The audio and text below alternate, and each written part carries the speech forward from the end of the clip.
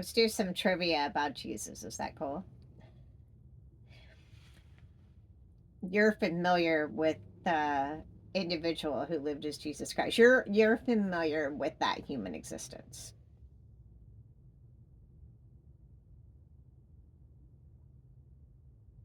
Okay. Did Jesus, let's talk about his physical appearance because there's a lot of debate about that. Did Jesus have blue eyes? Was he light skin? Well, like a very light skinned Hebrew, red hair, blue eyes, as is often depicted in art and on the cover of magazines. Does that image resemble the true image of Yeshua? No. And we are doing the traditional, the normal, usual yes and no that most people do when they use dowsing rods, um, rather than our own little system that we have that we put down. Okay. So Jesus, was he dark skinned? He was a dark skinned Hebrew.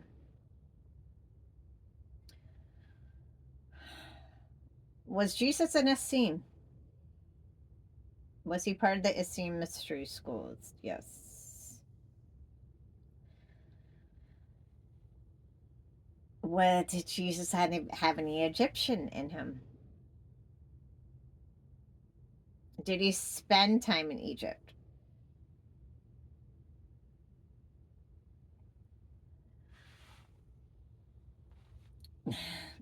Was Jesus a married man?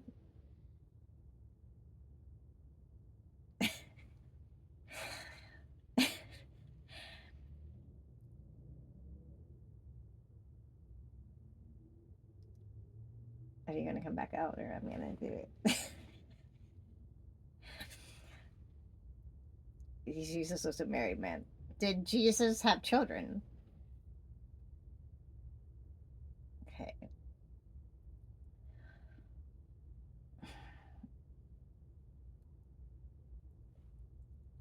come on out.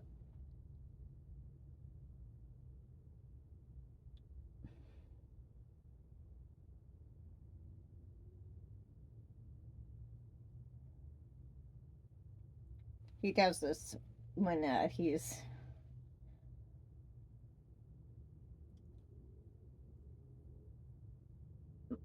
feeling nostalgic and romantic and um, wanting to feel close to me.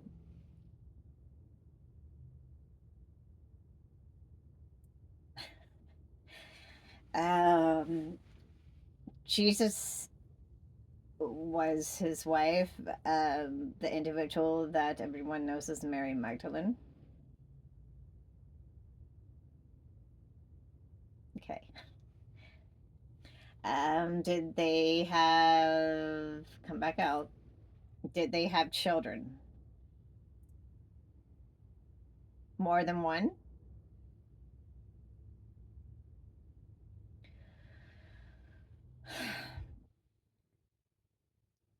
Did Jesus resurrect from the dead in the flesh? No. Did his apparition appear before Mary? Did his apparition appear? Did he appear in spirit, rise in spirit, and did he communicate with her? He had some information for her. And they continued to talk. They continued to communicate for the remainder of her existence. Great. Did Yeshua share something special, something part of a divine code in relation to numbers after his death with Mary? Something he had touched base on at the Scene Mystery Schools, but that he wanted to impress upon her that she made sure he wanted to make sure she would share it with their children. And it was a numbering system that had some that basically depicted or symbolized the evolution of spirit, um, in alignment to the human existence. That showed the alignment of the human evolution moving with the spirit evolution, aligning in life, the spirit aligned with the human, in relation to that. Is that correct? A good way to describe it. And in relation to energy, frequency, vibration, and the evolution of the spirit elevating. It's about the path to ascension. Yes. Okay. And he came back to revisit it with her. He shared a little bit of it with her during their travels, and he wanted to make sure, don't forget to share this with our kids. I'm gonna be here with you to make sure they get it. It was kind of like uh, divine code, soul evolution 101. You call it the divine scale, and in relation to the seasons of life and the full circle, and then that 360 degrees, and the original divine trinity, energy, frequency, and vibration. Yes. All right, so we have that clear. You were part Jesus was part of the Essene mystery schools. Yes. He and Mary both. There is a series of videos out online now that is called the Essene Gospel of Peace, and it's very controversial. If you look it up online, a lot of people say it's BS and it was just put together and it's a big scheme by an extreme vegan, because the first chapter, the first videos go into the danger, Jesus schooling people not to eat meat, to be vegan. So we've seen all that. And does this gospel of peace, any of it resonate with you? It resonates with me too. The part about the meat is a little taken out of context, right? This is back in a time when a lot of people were getting sick, when there wasn't refrigeration, and a lot of times it wasn't a clean kill, and there was bacteria, and the meat wasn't cured properly, and people were getting very, very ill. So your advice, or anybody's advice to someone who is getting sick: don't eat the food. Stay away from the food. Time to scale back and change the diet until. Everything passes over until it's safe to eat the meat. That was the point, right? Uh, I certainly don't want to judge anybody and their lifestyle choices. Of course, I am a huge animal rights advocate and believe in the humane treatment of animals. And if they're going to be given their lives to nourish us, then they should especially get extra good treatment um, during their life existence, and be treated humanely, and the utmost gratitude should be given to them. Basically they're giving their life and suffering and dying for us to have nutrition, for to nourish us. So gratitude should always be expressed. But as far as eating meat, um, it's not something that we do a lot of, right? um, as a delicacy, right? His advice is to eat meat as little as possible to get your protein, and eat more fruits, more vegetables, more grains, and eat meat when you need the protein, when you're lacking the protein. Eat it as a delicacy, as sparingly as possible, and watch the types of meat you eat as well. The Shroud of Turin. Do you believe that that is an authentic item that is truly connected to the being who lived as Jesus Christ. You believe that's the real deal. Okay. The Holy Grail, does it exist? Did it ever exist? Does it exist?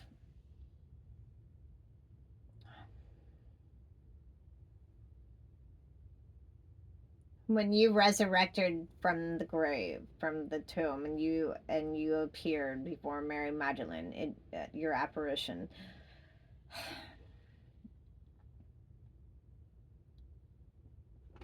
um,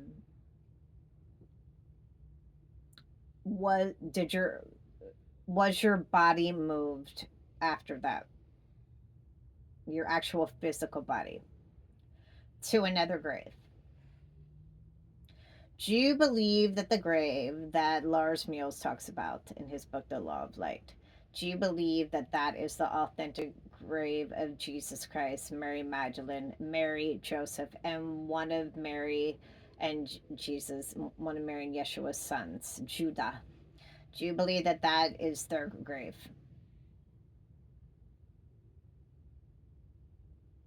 You're convinced of it.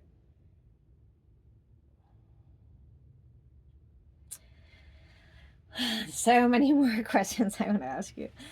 Um, should have made a list. Are you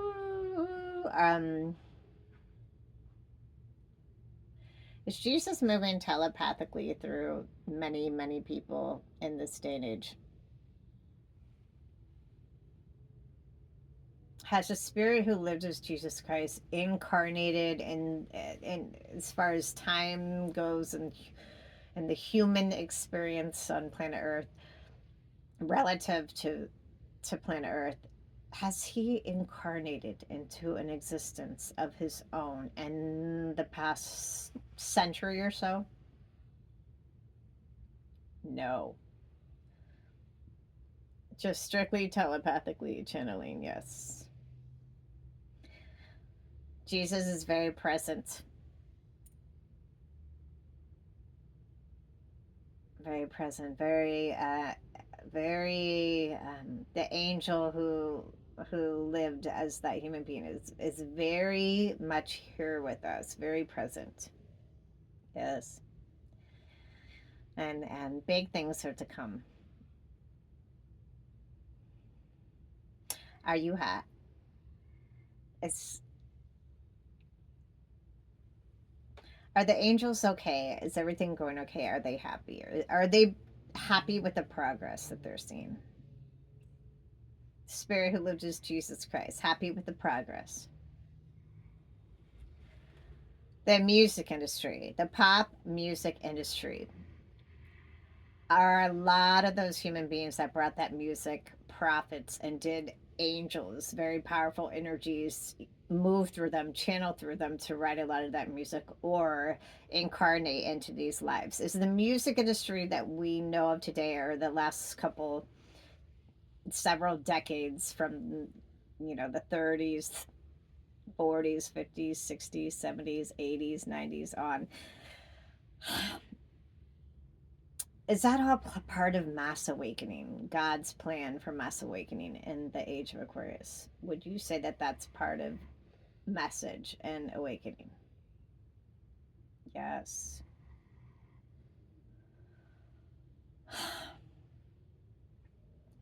Are archetypes a real thing?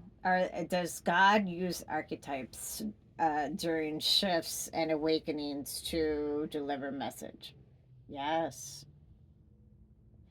So people are brought into incarnated into human existences meant to trigger and provoke and to provoke thought and to trigger feelings and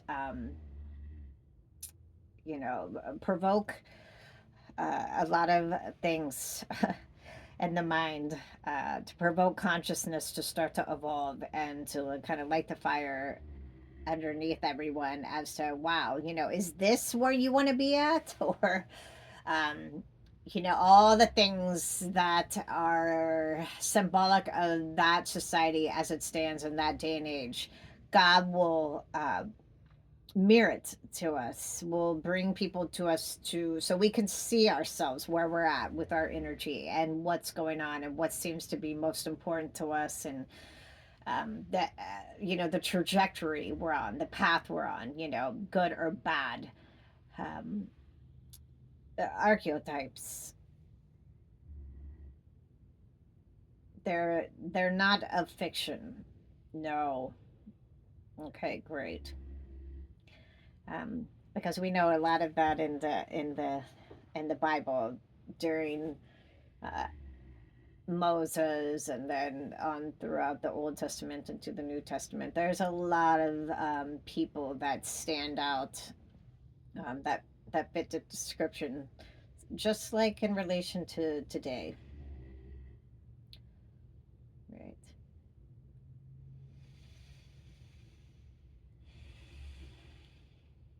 Are you at peace? All right. Presto parato tu yamaya tarasiet. Toko patu gores. Abra samaratia sereti teresipia fasalata tebrat. Yana barat kofre seta ta seta patu matat. Allora se to kuyat. Ara hasa. Ara samaya to paratika taras. Ara sat. You like to see more people take an initiative to get outdoors. That's what my angel is conveying to me. He's part of the mass awakening, and he thinks that a lot of what's stagnating people is um, there's there's a lot of wanting to be inside and a lot of encouragement to be inside, and he was talking about this earlier today, how sad it is that we live in a world now where children aren't playing outside as much, and it's almost like um, you don't want to leave your kid outside because you're so scared because of all the stories in the newspaper that come up, and it's still rare as regarded percentages, but the boogeyman coming to get your kid. But he's always saying, what's a bigger boogeyman? All the computers and video games, or the chance of somebody rolling up and doing something to harm your child outside, which is pretty remote, still more possible in this day and age, but you can take precautions. But he feels like the boogeyman is more who's behind the computer, and uh, these uh, these apparatus and things that we're all fascinated with, that are basically robbing us from getting outside and connecting with nature, where he feels like spirit is most the strongest capacity to connect with God and the angels and spirit and is to be outside in nature. Uh, that's and to heal as well. So he's always very, very emphatic about that. Um, aren't you, Angel? All right. Anything else? We'll come back and do more of these. That I set up. Thank you so much. And if anyone has any questions, just leave them in the comment section. You want to dance for them with the divining rods?